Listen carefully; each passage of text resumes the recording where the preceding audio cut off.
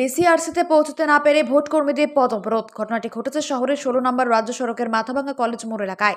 ক্ষণিকের মধ্যেই পথ অবরোধ, ব্যাপক যানজটের সৃষ্টি হয়, অচল হয়ে পড়ে যান চলাচলের ব্যবস্থা। পথ অবরোধের খবর পেয়ে ঘটনাস্থলে পৌঁছে মাথাভাঙ্গা থানার আইসি সহ বিশাল পুলিশ বাহিনী। পুলিশ প্রশাসন পৌঁছতেই ভোট কর্মীদের অভিযোগ করা ডিউটি পড়েছে কোচবিহারে। করবা দিনহাটা ও তুফানগঞ্জ, কিন্তু সেখানে পৌঁছানো তো দূরের কথা, ডিসিআরসিতেই পৌঁছতে পারছেন না তারা। সকাল 9টায় পৌঁছানোর কথা থাকলেও পৌঁছানোর কোনো ব্যবস্থা নেই। তাদের কখন প্রতীক্ষার পর খুবই ফেটে পড়েন তারা এবং পথ অবরোধে সামিল হন। পুলিশ প্রশাসন তাদের পৌঁছতে পারে ব্যবস্থার কথা বলে তারা পথ অবরোধ তুলে নেন।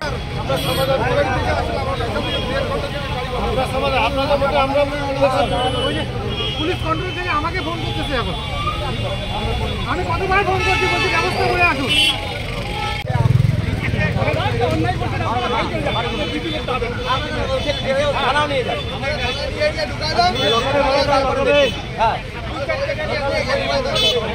বাবাই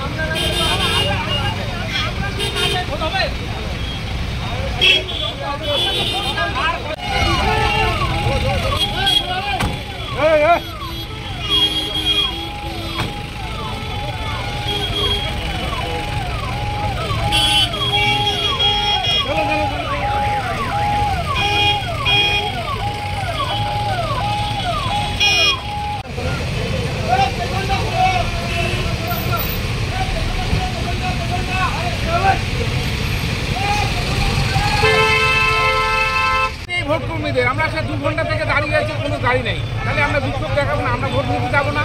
এখন ভোট নিতে না গেলে তো আমাদের নানা রকম শোকজ করতে হবে, হ্যান করতে হবে, ত্যান করবে, এগুলো আমরা মানে নেব। কি চাইছেন?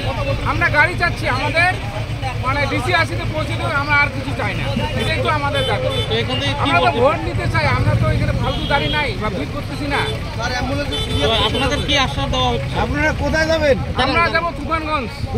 হ্যাঁ, আচ্ছা, গাড়ি দাঁড়িয়ে আছে।